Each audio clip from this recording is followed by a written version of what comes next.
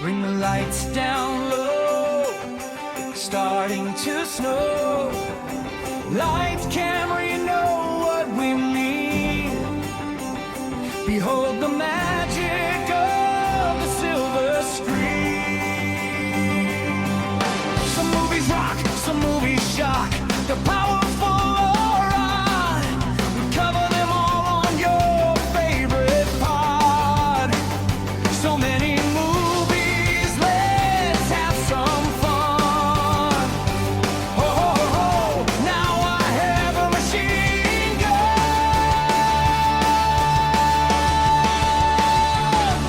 The years move pretty fast, so heed the ghost of movies past, making memories that will always last. It's the 30-something movie podcast. That's right. It's the 30-something movie podcast, and I am the law.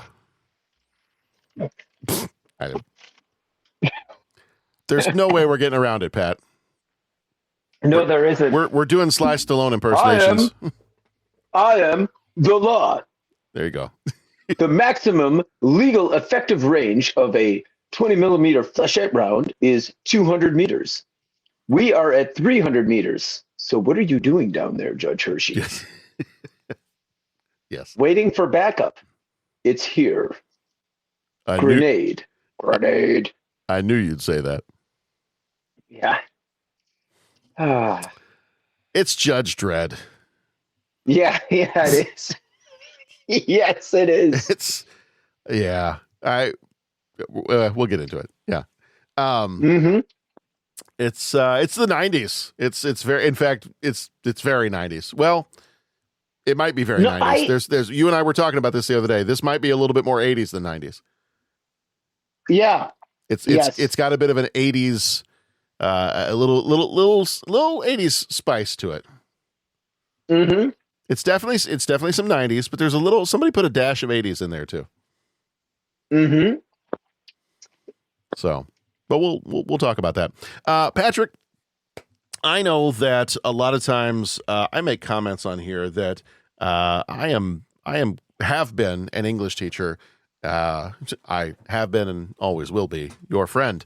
Have been and always will be an English teacher and also a history teacher. The one thing I am not is a math teacher.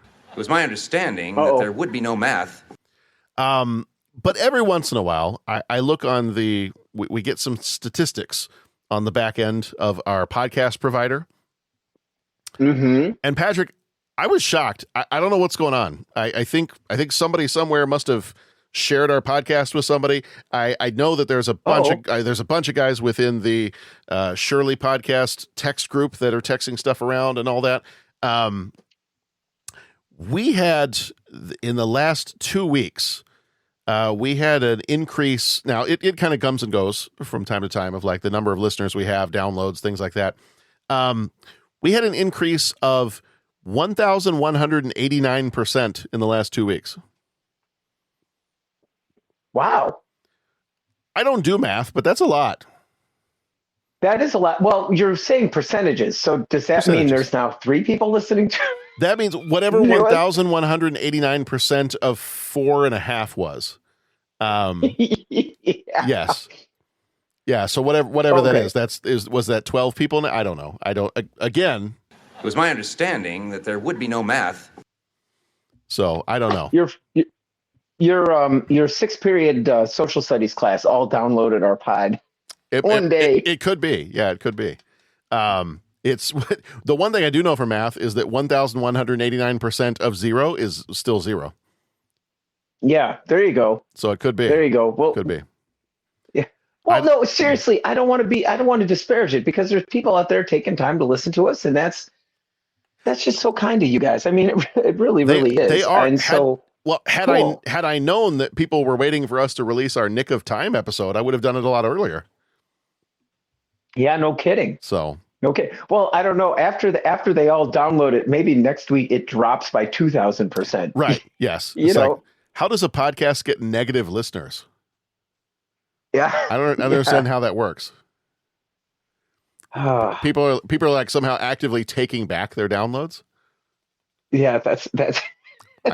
I demand a refund That's on it. I demand a refund on my free entertainment.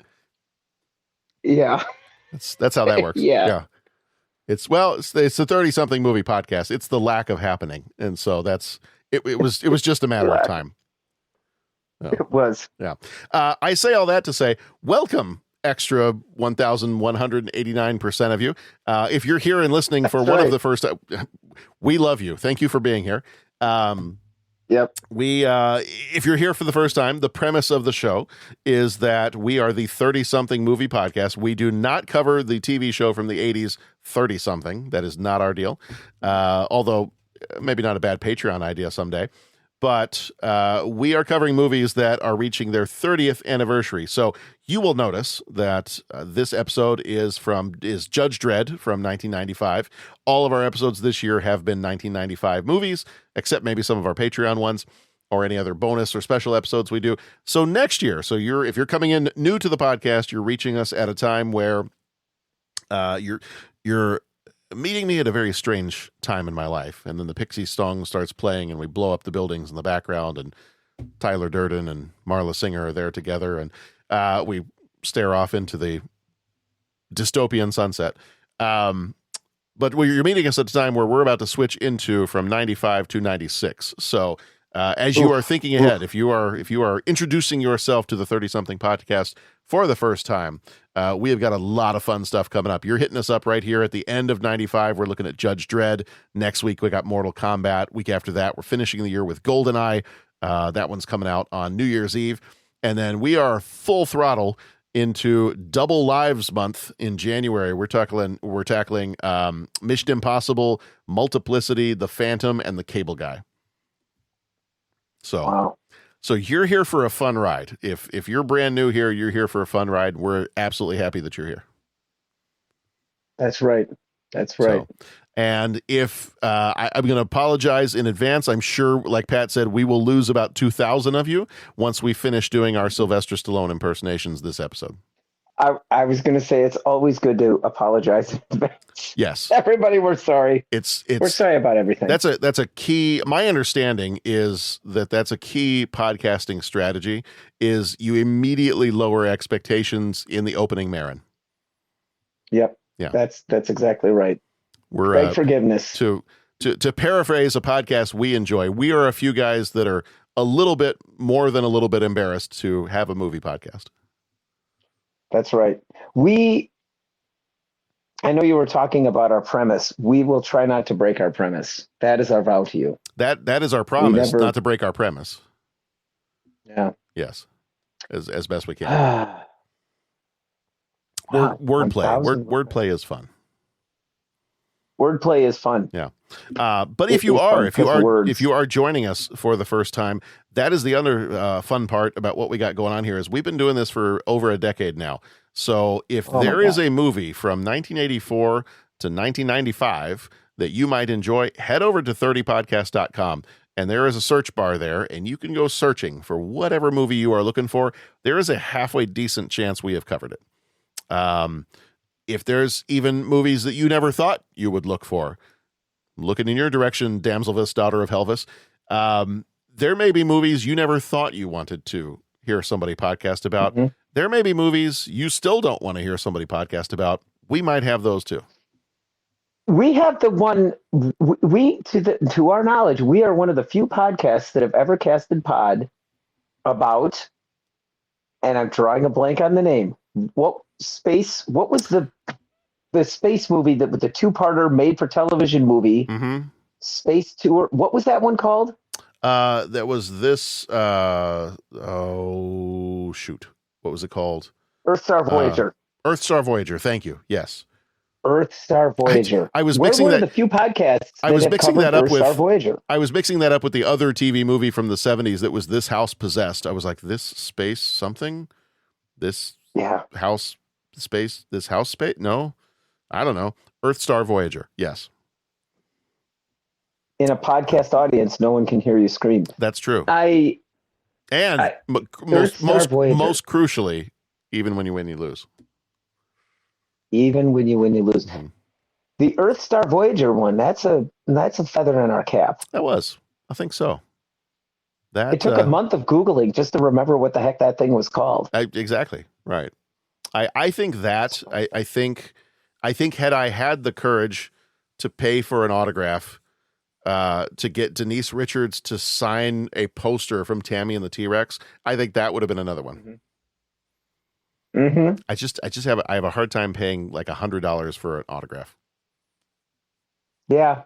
I mean, I think it could be fun on occasion, but yeah. So we Yeah, have $100. basically what we're saying is we have stuff. Some of it's good, some of it's there. Unique. Yeah. Mm-hmm. So whatever you're looking for, we probably have it. We don't believe in value judgments here. We don't believe in the no-win scenario. So we feel like you're going to win no matter what you find. Yes. Yes. Exactly. Mm-hmm. Yes. All right. That being said, we need to talk about Judge Dredd. Yes, we do. So I think we get right on into this here.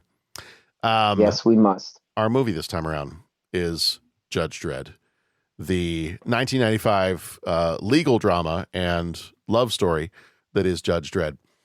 We spoil freely here, so just be warned. We may say something. We may talk about another movie, and if you're like, I don't want to hear anything about that movie, then feel free to just hit that little skip button a couple times, and we should have moved on.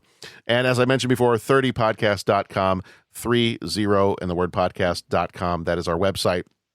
You can leave ratings for us. You can leave voicemails there. You can join us over on Patreon. We got some good stuff going on Patreon, too. There are some free episodes over there. There are also the paid episodes, and there's other benefits to being over there on Patreon, to becoming a co-executive producer over there. Listeners with benefits, I think, is what that's called. I'm not sure. Is that right, Pat? Did I get that right? I think you did. Hey, you know what, John? It's your podcast. You call it how you see it. And we just, we'll go right along with you. I am the pod. That's what it's going to be. I think that's the episode title. I need a little bell I can ding when we get to the episode title. Yeah, I am the pod. I am the pod. I knew you were going to say that. We have a lot of stuff this time around, so let's dive right into it. Let's hop on our Lawmaster. What do you think the ratio of spoken / yelled lines in this movie from Sly Stallone and Armand Assante? Well, see, the fun part about this, that I agree with you. Let's dive right into this. We'll get to the trivia stuff eventually, but I have been thinking about this ever since I rewatched this movie within the last few days, and that is, I believe the word law is spoken / yelled / growled / roared in so many different ways in this movie. I think it runs the gamut, Pat, of the spectrum of ways one can emote the word law. Yes. Because we have the simple, I didn't break the law, I am the law. And then we've got Rob Schneider, who's doing his impersonation of, we're being incepted with me doing a Rob Schneider doing a Sylvester Stallone. I'm Judge Dredd, I am the law, kind of a deal. So we have all that. But then one of my favorite, probably one of the cheesiest, cringiest scenes, that's a term the kids use, Pat, just in case you're not sure. One of the cringiest scenes in the whole movie to me is when Dredd and Rico are facing off against each other. And one of them, I forget exactly how it works out, but one of them is like, so I am the law, and they're like, law, and they're like yelling back and forth. It's like, who can growl law the loudest at each other? Yep. And I'm like, am I watching actors or am I watching a couple of silverbacks? Just they learned the word law and they're now yelling that at each other. Yeah, I don't know. Yeah. I don't know. But it's fun to watch. It is. It's fun to watch. It is. Yeah.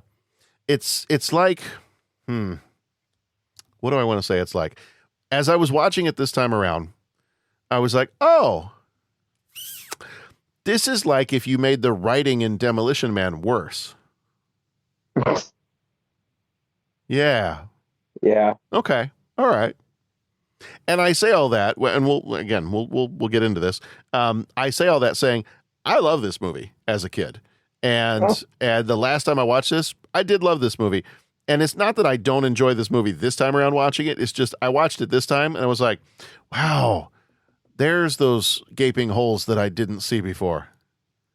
Mm-hmm. That's where they were. Okay. All right. Cool. It's still a lot of fun, but yeah, and I've read a little bit more. Actually, since the last time I watched this movie, I've read more of the original Judge Dredd comics and stuff like that, which I had read before this came out too, but not as much as I have now. And so that's another part of my take on this now is I'm like, yeah. So the movie's called Judge Dredd. He occasionally looks like Judge Dredd. All right. Yeah. So if it walks like a duck and it talks like a duck and then the studio gets involved and it no longer resembles the duck, is it still a duck? I don't know. I am the duck. Yeah. I don't know. Anyway, let's get in onto the trivia stuff here, and then we'll dive on into this because I'm sure we have a lot to say. This one came out June 30th, 1995, rated R, runtime of 1 hour, 36 minutes. Although I was not old enough to go see this, I feel like I went to go see this with my dad because I could not get in on my own to go see this at this point. I would have been 14. But my dad knew I had read the comics. It was a Sylvester Stallone action movie, and he was like, yeah, we're going. So I remember going with him to go see this movie when it came out in theater. So I do remember seeing this in theaters. Director for this one is Danny Cannon, who did I Still Know What You Did Last Summer, and Goal, The Dream Begins. Writer for this one on the screenplay was William Wisher Jr., did Terminator 2, Judgment Day, and The 13th Warrior. Screenplay was also done by Stephen E. D'Souza, who did Die Hard and Commando. Producers were Charles Lippincott, who did some of the marketing and merchandising from Star Wars, and then I think there's an animated movie called Judge Dredd Super Fiend. He was a production consultant on that one. Another producer was Bo E.L. Marks. He did Rambo 3 and Narrow Margin. Composer is Alan Silvestri, did Back to the Future and Predator. Cinematographer Adrian Biddle, who did Aliens and Thelma and Louise. Editor Alex Mackey, who did Alien 3. Nobody can see. Maybe, Pat, you can see it. I've got my arms up in the air for Alien 3. Yes, I see. Alien 3. John. Yep. Any chance I get. Alien Cubed, also known as Alien. I think that's how it's meant to be pronounced. Yes. Mm-hmm. Yeah. The Long Kiss Goodnight, which is not an Alien movie. Oh, that is not, but no. That is one that's a 96. I believe it is, yes. We're going to have to make room for that next year. It should be in there. I got to look back at the list, but it should be in there. Yeah, that one's another editor was special. Harry Karamitis, who did Back to the Future and Children of the Corn. Production company was Hollywood Pictures, Synergy Pictures, Edward R. Pressman Productions. Budget was $85 to $90 million. Box office $113.5 million. Flick Metrics gives it a lowly 49%. Cinema Score gives it a B. Well, yeah. Yeah. But Sure. Yeah. Sylvester Stallone plays Judge Joseph Dredd. He was in Rocky and First Blood. Armand Assante plays Rico. He was an American gangster in Gotti. Diane Lane is Judge Hershey. She was in Unfaithful and Under the Tuscan Sun. Rob Schneider is Fergie. He was the water boy. Deuce Bigelow, male gigolo. Jürgen Prochnow plays Judge Griffin. He was in Das Boot and Air Force One. Max von Sydow, who passed in 2020, played Chief Justice Fargo. He was in The Exorcist and Flash Gordon. Joan Chen was Dr. Ilsa Hayden. She was in The Last Emperor and Heaven and Earth. Balthazar Getty was Cadet Nathan Ohlmeyer. He was in Lost Highway and Lord of the Flies. Maurice Rev, who passed in 2020, played Warden Miller. He was in Last of the Mohicans and Outlander. Scott Wilson passed in 2018. He was Pa Angel. He was in Cold Blood and The Walking Dead TV show. Ewan Bremner was Junior Angel. He was in Train Spotting and Pearl Harbor, your favorite movie. And Christopher Adamson was Mean Machine Angel, was in Robin Hood, Prince of Thieves, and Cutthroat Island, which we just watched not that long ago.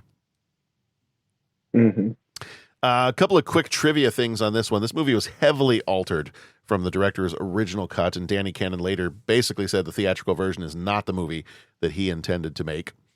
Sylvester Stallone pushed the film towards a more comedic tone, clashing with the director, who wanted a darker and more faithful adaptation to it. So we can kind of blame Sly Stallone for some of the more comedic stuff in this movie. We'll talk a little bit more about that soon, though. Some fans of the original comics, myself included, did criticize Sylvester Stallone's choice to remove Judge Dredd's helmet, which is something the comic character virtually never does. So it's more of a Mandalorian situation where you don't take the helmet off. That does not happen. So the fact that he spends most of this movie, we don't want to cover up this, you got this beautiful face, so we don't want to cover that up. I am the face. So I'm assuming that's why. The ABC Warrior. I love that robot in this movie. We were talking about that when we were talking earlier today. Such a fun robot, such a fun practical effect in this, the animatronics of it. This one, I think they said here, is one of the most complex animatronics of in the 1990s movie. Had multiple puppeteers, lots of fun stuff. Yeah, I'll agree with that. Mm-hmm. And I just want to make sure I'm putting my hat in the ring so we can talk about it. Yeah. That robot was awesome. Yes. Yeah. I don't know if that counts as the animatronic puppeteer or whatever the heck it was, but that thing was just so cool. Yeah, that was that ABC Warrior. All right. In a future where law enforcement is a one-man judge, jury, and executioner, Judge Dredd stands alone. Framed for murder and hunted by the system he swore to uphold, he'll fight the law to save the law because he is the law.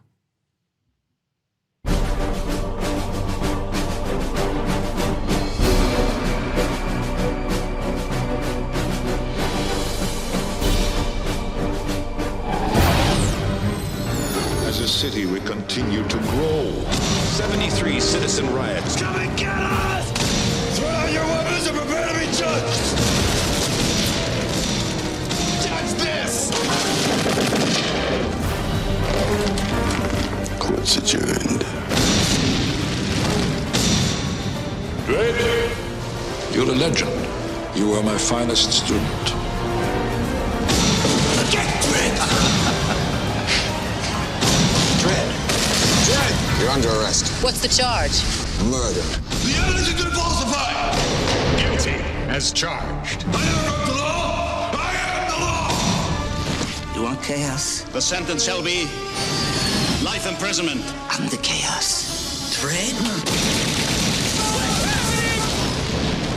Let me crush him, paw! Excuse me? We're not together. It's not for this council to play God! Who says politics is boring?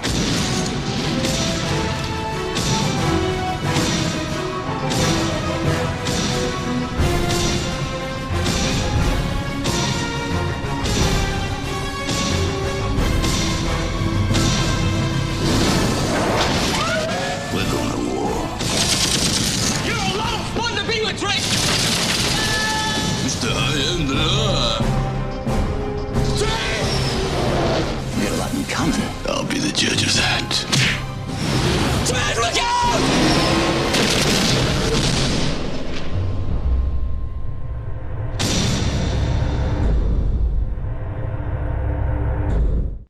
Judge Dredd and rookie Judge Hershey intervene in a brutal block war, violently suppressing some gangsters.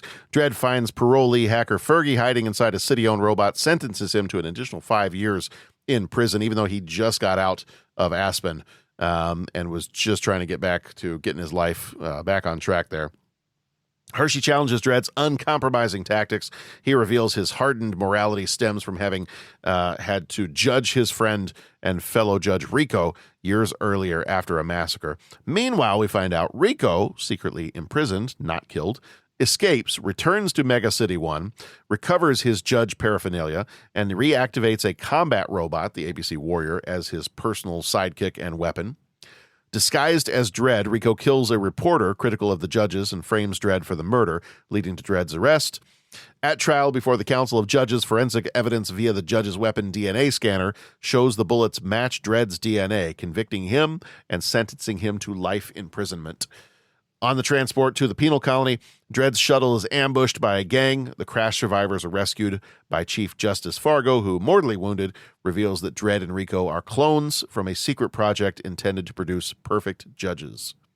Back in the city, Rico begins a campaign of terror, killing judges to weaken their ranks while political forces push to reactivate the cloning project to rebuild the force, Project Janus.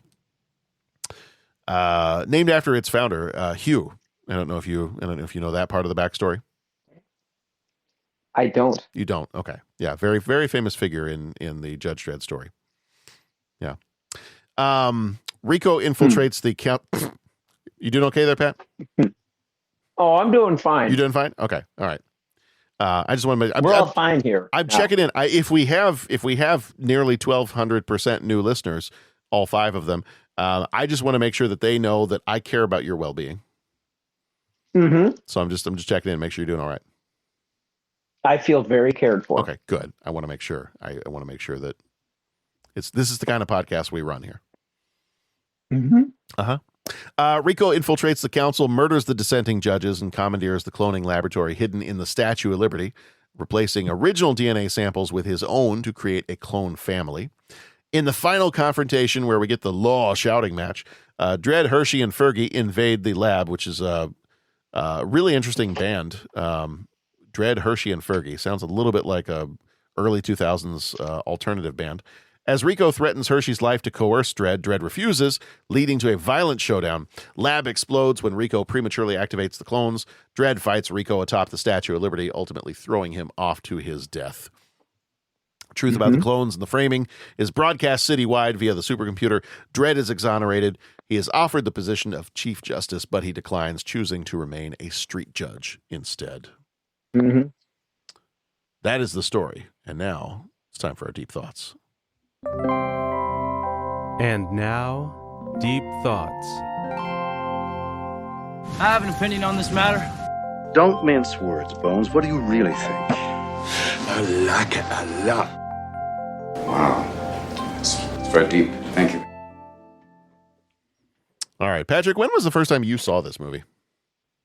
Oh, God bless it all. Maybe 30 years ago. Okay. I mean, early on. Did you see it in theaters? I don't think so. Okay. It would have been at someone's place, or maybe later, like in college, we finally saw it. But because these movies now, this is getting into the crossover point where, when in '95 did this come out? This one I think was June '95. Yeah, June '95. Okay, so I mean, within a year, I'll have been in college. So yeah, I think it was, maybe I saw it at some friend's house, or maybe we saw it in college. Okay. So yeah, but early on. Yeah, definitely. Yeah, like I said before, I think my dad took me to go see this when it came out in theaters. This was around the time that we were moving to the Chicago area. And so it would have been the summer that we were moving. We probably would have moved in already at this point, because I feel like round about the end of June, beginning of July, probably would have been getting close to the early stages of summer football camp. And I was joining the football team freshman year in high school, because I played football in 8th grade in Missouri. And I'm pretty sure this would have been around the time that we would have moved into our new house in the area, and was probably starting that football camp. That was also that summer there was that really bad heat wave in the area. I don't know if you remember that or not. A bunch of people were going to the hospital because of the heat. Vaguely. Yeah. I remember that because we had a couple people pass out during the freshman football camp that year, and had to get taken to the hospital. And I remember hearing all the stories about in Chicago in particular, there were like people that were passing out from heat stroke, and like I think a few people died in the city because it was so hot that summer. Oh, jeez. So that was summer of '95 from what I remember. Okay. So when I saw this movie for the first time, I had read some of the Judge Dredd comics. I lived over in England, and Judge Dredd. That is where Judge Dredd was, I think, much bigger in England. I saw more of the comic over there than I ever did over here, and definitely enjoyed reading some of the early stories that I would catch in the '90s. Not a prolific reader of Judge Dredd, but I knew enough about it to kind of be dangerous when the movie came out. I'm like, oh, I know this. This can be kind of fun. And And so I had a little bit of the background knowledge going into it in this movie. And even as a 14-year-old going into this movie, I was like, this is a lot of fun. Like, this is a fun action movie. This is great. I already could tell, though. I was like, yeah, that's not how Judge Dredd would do that. But okay. Like, we're blowing stuff up. We're having fun. We like to laugh. We like to punch people. We like to run away from fire. That kind of stuff. So, yeah, I did realize upon first watch of this at the movie theater, I was like, okay, we're taking some artistic license here. But okay, it's Sylvester Stallone. It's an action movie. I love a good, 80s Arnold Schwarzenegger, Sylvester Stallone action movie. So, throw it at me. Let's have some fun. And that was my take on this movie probably for most of the last 30 years or so. And I rewatched this again maybe 5 to 10 years ago ish. And it was one of those like, oh yeah, there's definitely some issues here, but it's fun. It's a lot of fun. And same watching it this last week again for the podcast. It's a fun movie. Like, there's a lot of stuff that's so much fun about this movie, but it's just like, there are, in some certain ways, it's kind of just, you got to turn your brain off. It's like stupid fun. While I was watching it this last time, in my head, I think because we had so recently watched Demolition Man, was in my head, I'm starting to make some comparisons, and I'm like, having watched these now pretty close together, I'm not trying to compare them, but I am comparing them, and Demolition Man is definitely a better movie. Okay. So that was unintentionally in my head as I was watching it this time, and a few of the different beats in this one, I was like, yeah, that's coming across a lot cheesier than I remember it being the last time I watched this, 5, 10-ish years ago. Okay. All right. Still a fun action movie, but some of it's coming across as, okay. That's definitely a choice that one could make. Yes. So in general, that's where I'm at with this viewing of it. Is it's still fun. It's an action movie. And I want you to talk a little bit more about your thought on how this is much more of an 80s action movie, even though we're in the mid 90s. How this is more of an 80s action movie than it may actually be a 90s action movie. Cause I think I tend to agree with you mostly on that. Yeah. The same thing, like a lot of action, a lot of fun. I've never read Judge Dredd comics. So I know that what they're trying to do with the character has a little bit more of a hard edge to it. Whereas, and maybe they do this kind of innately with all comic book movies, but like in the movie, it's just more like, okay, he's the hero and he's going to overcome some evil force and there's going to be a big fight in the Statue of Liberty and, all that kind of stuff. So and then Magneto is going to make sure that he lets Rogue touch him, and then the part of the Statue of Liberty is going to explode. And exactly, all the things. This, just watching it, felt like a 1980s movie. Mm-hmm. Just the movement. I don't know, what would you call it? Is it stop motion with how the ships were looking when they flew? I don't know the exact name for the tech. So correct me, I could be way wrong on that, but just watching all the different aircraft fly, it just looked very 80s to me. The whole nature of it just seemed very 80s, right? Like, you have Sly Stallone, he's the main character, and he's got to overcome the bad guys. There isn't a big story arc, or let me see, character development, not story arc, but character development, right? Like, Judge Dredd is kind of the same character he is at the beginning, at the end. He has a little bit more knowledge of where he came from, but that's basically what Judge Dredd does, is he's going to get the bad guys in the end, and there's going to be the big fight. Someone gets thrown off the Statue of Liberty, and, he rides off into the sunset. But again, he's kind of like the same character he was at the beginning. And like I said, it feels very 80s action to me. Mm-hmm. And that's not supposed to be a disparaging comment. It's just what it felt like. The only thing that really made it seem like it was in the 90s was the fact that Rob Schneider was there as the comic relief. Yeah. But everything else felt very 80s about it. Yeah, and I enjoyed it. And that's all there really is to say that. It was just kind of fun. Yeah. Yeah, I think part of the special effects piece of it, because I think some of it was model work. Like I remember finding online somewhere, there was a guy had posted that he had a photo of himself. He had worked on the 1995 Judge Dredd movie, and he posted a photo of himself. He had some of the models of the buildings that he was standing next to, and these things were huge. I think he said some of them were as tall as 14 feet high. So I think, and he worked on, I think he worked on some of the CGI animation and things like that, and said it was kind of a mixture. It looks like of some CGI, but also some model work. So I think what you're looking at, is either kind of some of the model work similar to what you might have had in Star Wars, or some of the stop motion pieces. I'm thinking it's probably very similar to, when you'd see they'd have like the X-Wings or the TIE fighters on some kind of a rig, and they would film them, flying by. I would imagine it's something like that. Now, if I say stop motion, that's incorrect, right? Because am I using the wrong term? Or was there some stop motion in there? So stop motion, I don't know if there was stop motion.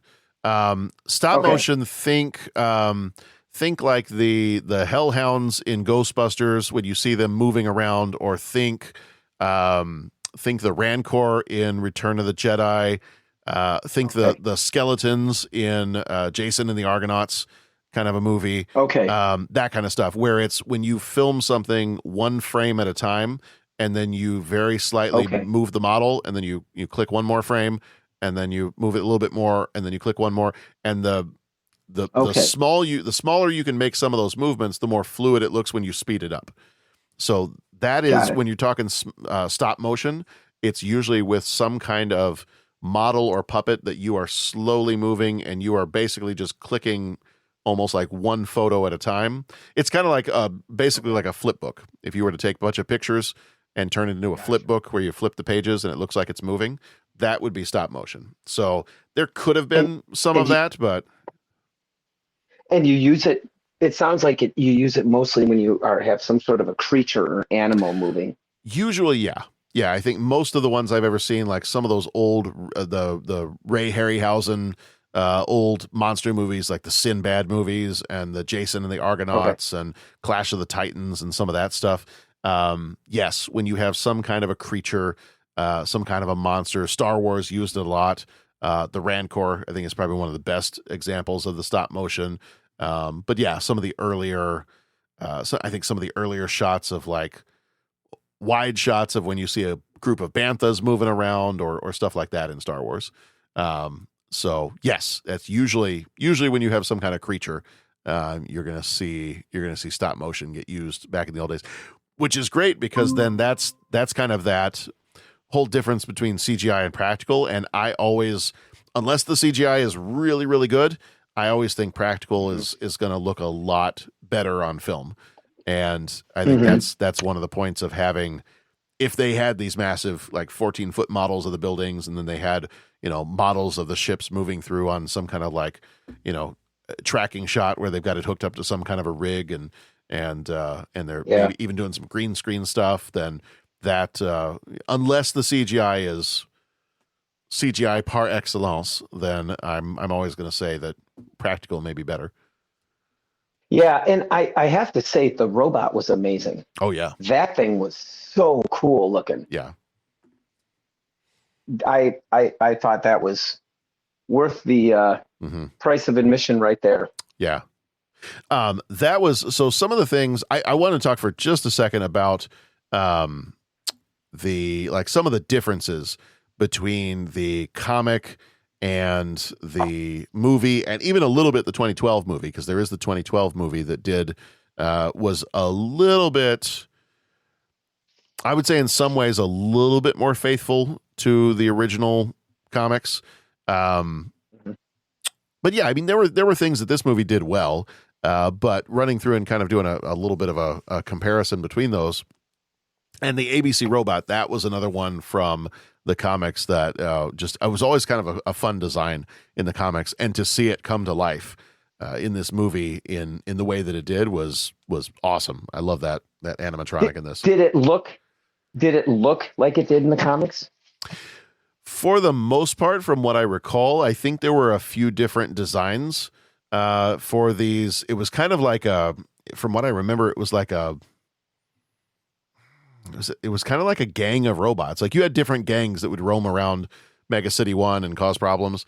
And I feel like they were sometimes, I don't know that they ever teamed up with the judges. But I feel like they were kind of keeping the law in their own part of the city. And sometimes they were like mercenaries for hire. So it kind of depended on the story. And then you had all kinds of different designs for these robots. So the ABC Warriors was more of like a name, I think, for the group of robots. But I do remember there being at least one that looked like this one that's in the movie. Okay. Or similar to it. The face, from what I remember, was similar to one that I remember seeing in the comics. But yeah. So some of the stuff between the comics, this movie, and even like the 2012 movie, the tone. So that was something where, especially watching it this time around, I really got the difference of, this one being the big budget Hollywood action movie. It's kind of cheesy sense of humor. The comedy, bringing in Rob Schneider and his character, bringing in the comedy.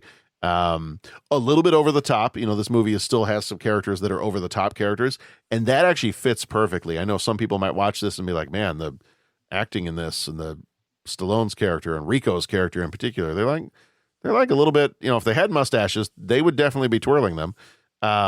Yes. They're a little over the top. That's perfect. Like, that's actually supposed to be Judge Dredd, the comic book, the story. The characters are over the top.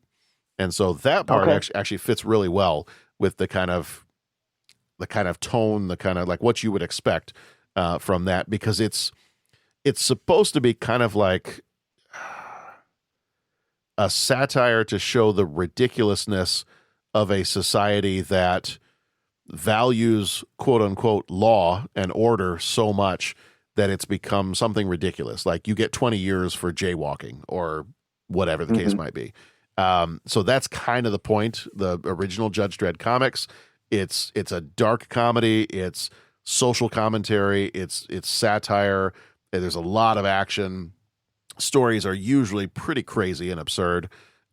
So when you have those crazy, absurd things in this movie, that's where it kind of fits. The 2012 movie, I think, does some of the like gritty, super violent, bleak kind of stuff in the 2012 movie. That actually fits pretty well with the tone of the comics too. Judge Dredd in the comics, he's not supposed to be. So Stallone plays him as a hero. The 2012 with Carl Urban plays him in the 2012 movie. It's much more accurate. He's kind of this stone-faced, doesn't take his helmet off. You don't really ever see his face. You're not really supposed to ever see his face. That's the idea behind the comics, is this is the faceless, almost inhuman embodiment of justice. And in the comics, he is absolutely not a hero at all. Like, he is the main character of the comic, but he is not a hero. So that's where Stallone's action hero version of him is probably like the furthest from being comic accurate or accurate to the original source material. Okay. Mega City 1, the city, they actually did really well. Like, I think they did really, really well in this movie. It's grand. It's huge. It's supposed to be this like sprawling, massive city. It's I need Naboo pilot Rico Lee to fly over and tell me, look at this, the whole planet is one big city. Basically, that's Mega City 1. It's like, it's just massive Coruscant type city, futuristic architecture, but it's also like mixture of subcultures, and everything's a little crazy and chaotic, and And there's so much crime, and that's why you have the one-man law enforcement that is police, judge, jury, executioner, all in one. So city-wise, they did a great job with the production value of the city, making it kind of accurate to what you'd see in the comics. Just a fun, literal world building, like over-the-top literal world building of this massive sci-fi city. So in terms of that stuff, the 1995 movie, I think, did very well. The part where this time, especially when I was watching this movie, I was like, it's Stallone's playing of the character. And that's the part that throws me off. Other than that, I really enjoy everything else. And I enjoy this. If you took the name Judge Dredd off the movie and you didn't have him dress up like Judge Dredd, I'd be totally fine with this as an action movie. But there's a lot of stuff about this. I am glad they changed Judge Hershey's name, because I don't believe there is a Judge Hershey in the comics. There is a Judge Anderson, and you've seen the 2012 Dredd movie, haven't you? Yes. Okay. Yes. So there's this young cadet that he has to team up with, and she's kind of got these psychic powers. Okay, so all right. Yeah. So that is more accurate to the comics. In the comics, Judge Anderson is somebody that he works with. She's not a cadet. She's a more established judge, but she does have like telekinetic powers, psychic powers.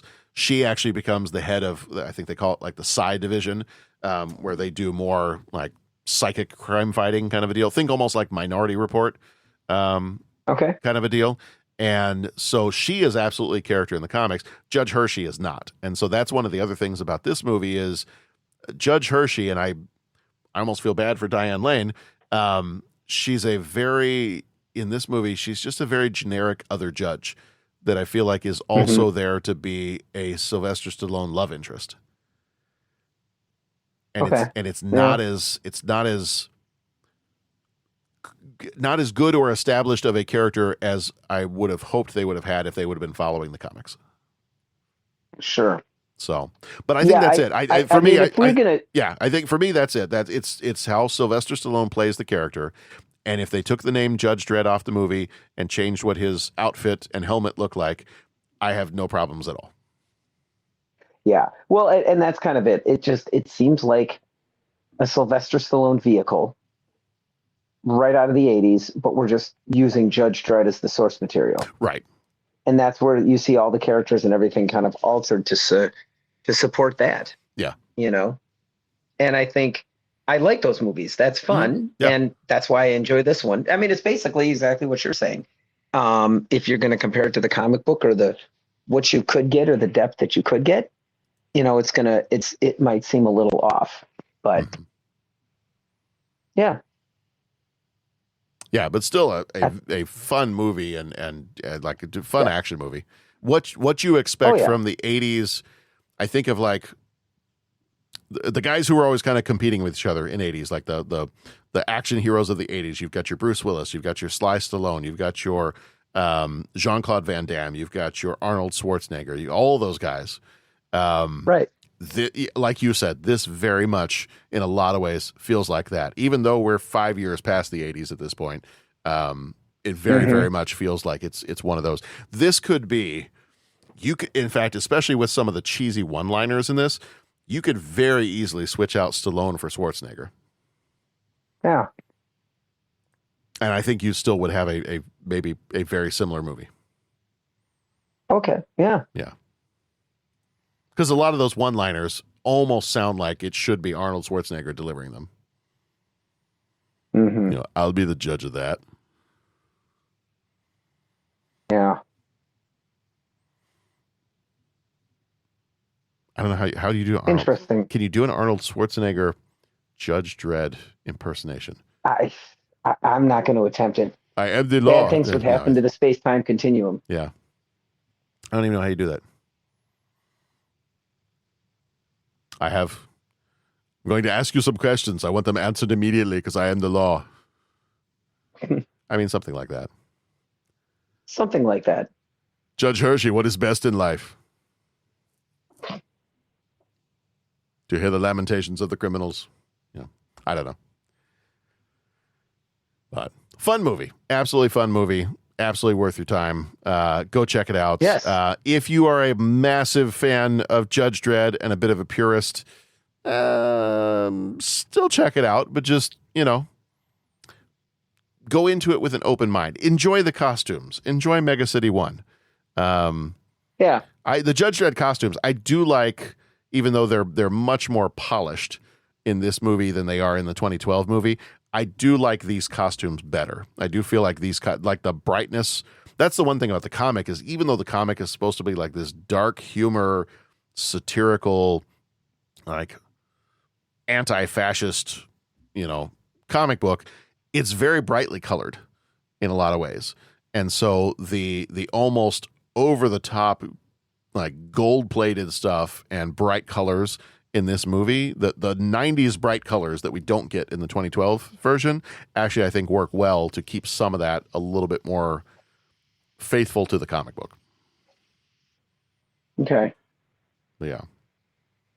It's good stuff. It's a fun movie. Yes. From time to time, it feels a little Demolition. It feels a little bit like it's a Demolition Man 2. Right. Which I heard. This is a little bit of a tangent. I thought I heard the other day that they're talking about trying to make a Demolition Man 2. Because why wouldn't they? Uh-huh. Give me a reason to not have Demolition Man 2. Right. It is actually, yes, it is officially in development. Well, there you go. They announced it. Let's see. There was something here saying it was confirmed by Sylvester Stallone this month, December of 2025, possible release in 2027. Okay. So, all right. Well, I'm on board. I care. Yes. Yes. So, all right. Anything else before we jump into 3 questions? No. Okay. Love the brass playing the theme. That's fun. Love hearing that trumpets play through that da da da da da bum bum bum ba da bum bum. Yeah, that's just fun. That was the only other thing I don't want to make it sound like I'm dogging on the movie in other ways. That was the only other thing that even threw me off a little bit this time that I'm not sure I really paid much attention to the last time I had watched it was I listened to the soundtrack before rewatching the movie this time. And as I'm listening to the Alan Silvestri soundtrack, I'm listening to it and I'm thinking, this doesn't sound like Judge Dredd. Like what I would think of when I'm trying to imagine what Judge Dredd music sounds like. This sounds like Avengers. And Avengers is too hopeful and triumphant. And this is a very hopeful, triumphant Judge Dredd. So again, it's just part of it is just my hang up knowing the original source material. Right. That's where my hang up is because I'm like, yeah, Judge Dredd's not hopeful and triumphant. Right. And this sounds like a wonderful practice run or precursor to the Avengers soundtrack because there's a lot of it in there that sounds like it should belong in the Avengers movie. Yes. And like I said, I think it just musically represents exactly what we're talking about. Yeah. This movie is you got your good guys, you got your bad guys, and it's set in the world of Judge Dredd and the street judges and all that kind of stuff. All of the darker qualities that you would see in the comic book, I'm not qualified to say because I haven't read the comics, but based on what you're saying, are largely absent. Yeah. You know what I'm saying? It's, he's, well, like I said, he's even been framed, like there's a little bit of like, dude, they mention, okay, his overly brutal tactics, but the way they paint the scene, the way they tell the story is the bad guys at the beginning were shooting everybody. Like he really had no choice. Right. You know what I'm saying? So it's like when he says, I've heard it all, it's unavoidable. You believe him. And yeah, he punishes not Adam Sandler. I'm sorry. Rob Schneider. Mm-hmm. It's, he punishes him kind of unfairly, but because the Rob Schneider character is playing it for laughs, no, wait, I'm innocent. What do you mean? Leave me alone. We kind of like laugh along. We don't really judge that like, oh wow, he was pretty harsh on that guy. It's just kind of laugh again, and we know that character will be back again later in the movie. So it really just musically represents everything that we're discussing about how they've changed the character. I now in my head, I am so much imagining if you had Adam Sandler instead of Rob Schneider. I almost said Roy Schneider, so let that one play out. That would be very different. Yeah. Yes. Oh, this is something with I am the law, Abby Doobie. Yeah. That was a terrible Adam Sandler impersonation. Yeah, but I saw where you were going with that. It was. I was about to take a long walk to get to the joke of doing an Adam Sandler thing, and then somebody just kneecapped me as I was beginning to take that long walk. Somebody, that's awesome. Somebody mercifully showed up. Somebody mercifully showed up with a lead pipe and stopped me from doing it. There you go. All right. Speaking of taking a lead pipe to something, how about some 3 questions? Time for 3 questions. There we go. He asks each traveler 5 questions. 3 questions. 3 questions. It's impossible to answer. Impossible because you don't know the answer. Nobody could answer that question. I want to ask you a bunch of questions. I want to have them answered immediately. What you just said is one of the most insanely idiotic things I have ever heard. At no point in your rambling, incoherent response were you even close to anything that could be considered a rational thought. Everyone in this room is now dumber for having listened to it. I award you no points, and may God have mercy on your soul. Question number 1. What's your favorite futuristic cop? I think in the back of my head, I have what I think is your answer for this, but I want to see if you made the connection that this would be a futuristic cop that would be in contention. Oh, jeez. I'm not feeling like I'm making connections tonight. I don't know if I'm going to get that right. Okay. Whatever your answer is right, but. What was that? Whatever your answer is, it's right, but. Oh, maybe I messed it up. What's your choice, John? What do you got? I got to go one of my all-time favorites. I got to go RoboCop. Okay. I got to go Alex Murphy. Yeah. Dead or alive, you're coming with me. Futuristic cop. There will be trouble. Oh, man. Okay, good choice with Robo. My backup choice was John Spartan from Demolition Man. Yeah, good choice. Futuristic police officer.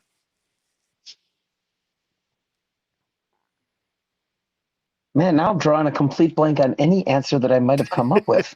I can give you a clue as to the one I thought you might pick. Who did you think I was going to pick? Okay, I need a sound effect, and then I need to sing a little song to you. Okay, all right. Ready? Ready. Buckets of fun. Oh, good. Yes. You know what? I didn't even think of that. Odo. There you go. That's kind of what I thought. I thought if he picks the one I think he's going to pick, I think he's going to pick Constable Odo. Okay, and I should have gone with that right away. I'm just claiming tiredness. My popping noise did not work well. I think the buckets of fun came across, and it was like I did not pop effectively into the. But we could hear the pop effect, and it worked. Okay. That got the juices flowing. You know what I'm saying? That got the thoughts. Okay. The creative juices flowing. I was good. No, you're right. Constable Odo. Okay. That's got to be it.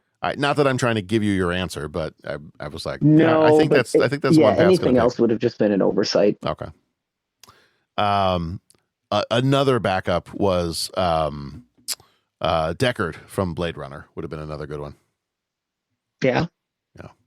That would have been really good. All right. Question number 2: which sci-fi movie has the best taxis or public transportation?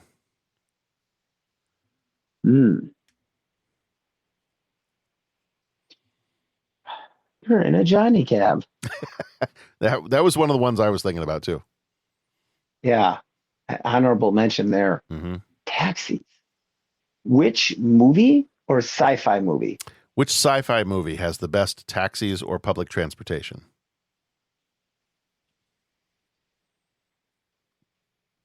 Huh. All right, what do you got? We'll let the host go first tonight. Part of me was leaning towards the Johnny Cab. Okay. But I think for as much as this is not my favorite movie of the franchise, I got to go with the air traffic over the skies of Coruscant in episode 2, Attack of the Clones. Okay. That's just fun. Just to watch the whole city, just to watch all the cars going by, to watch the different, you've got some Airbuses, you've got all kinds of other, just the speeder bikes and all kinds of stuff, taxis zipping by through the skyscrapers on Coruscant. That whole part is a lot of fun. Yeah. I wonder if I should daily double you because I can't think of any anymore. There was a couple I tried to think of, like there's the Johnny Cabs from Total Recall. There were some of the like vehicles, some of the police vehicles in Blade Runner. There was, as much as I don't care for this movie, there is kind of one that is fairly obvious because it's actually part of the movie, and it's Bruce Willis's character is a cab driver. Fifth Element. Okay. Has like some really good stuff when it comes to like the city and the cabs and the kind of that whole thing. Yeah, so that would be some of them. But you can daily double mine. That works too. All right. And in question number 3, final question for this evening, what is your favorite Diane Lane movie? So favorite Diane Lane role. Yeah. Hey, I'm sorry about dropping out there. I was like talking through a whole bunch of stuff and I'm like, oh, John's being really quiet. He's just letting me go. And then I'm like, nope, I'm off the pod. Sorry about that. No worries. Okay. Yeah, I don't know if I gave my official answer. I'm just going to have to stick with the Johnny Cab. Okay. The Coruscant stuff is great, but the Johnny Cab, anything that's going to like run you over if you don't pay, yes, is awesome in my book. So I think I'm just going with Johnny Cab for public transportation. Yeah. And isn't the Johnny Cab Robert Picardo? Yeah. Yeah. That makes it even better. Yeah. Yeah, I think you're right. And then Coruscant would be the close second. Mm-hmm. That's pretty much. Yeah. That's pretty much what I've got. Yeah. I'm trying to think of another example with Star Wars, but nope, that's it. Okay. So sorry about that little tech glitch. No worries. Diane Lane role. Diane Lane role. Yeah. Yeah, I'm gonna go with the gal in Secretariat. Mm-hmm. Who did she play? I had that name. I had it all looked up so I could go. But with Secretariat's owner, I loved the movie. Mm-hmm. The whole thing was great. So why am I blanking on? Yeah. Yeah, I know who you're talking about. I can see it. I can't remember her name though. So yeah. You go ahead and talk through yours and I'll just double check it. But yeah, that was my favorite Diane Lane role in that movie. Yeah. Yeah. Yeah, I had a couple I was thinking through on this one. I know a little while back we had watched the movie Indian Summer. She was really good in that one. Okay. What was I? I had a couple in mind. I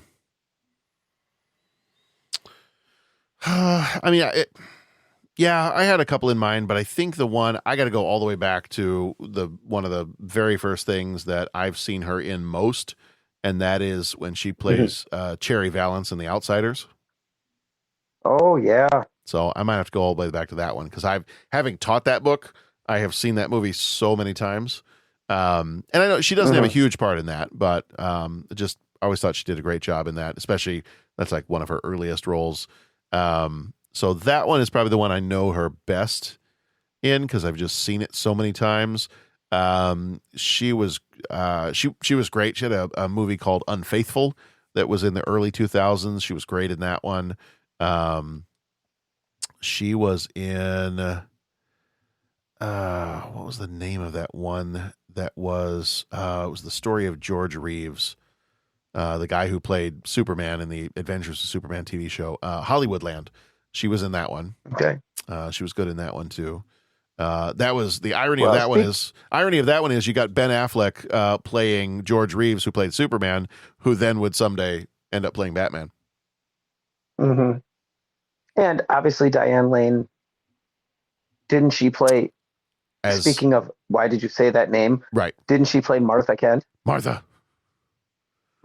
why did you say that name? Why did you say that name? Yeah. Yes. Penny Chenery was her name in Secretariat. Yeah. Yeah.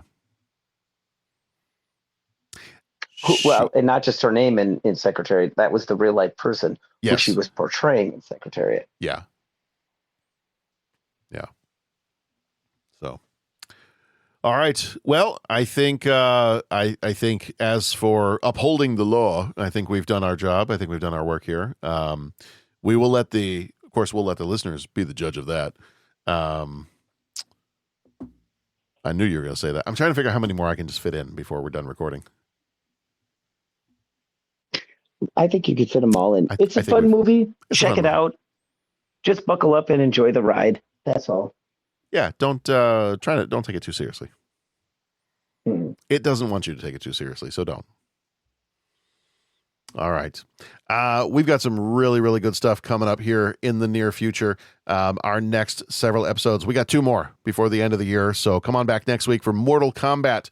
That one is coming out on Christmas Eve. And then New Year's Eve, we've got 007 GoldenEye to end off the year.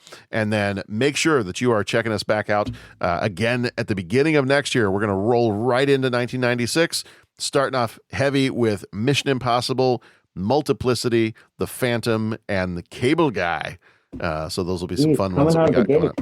That is, we're taking the lead right off the bat there. We're not saving it for the backstretch.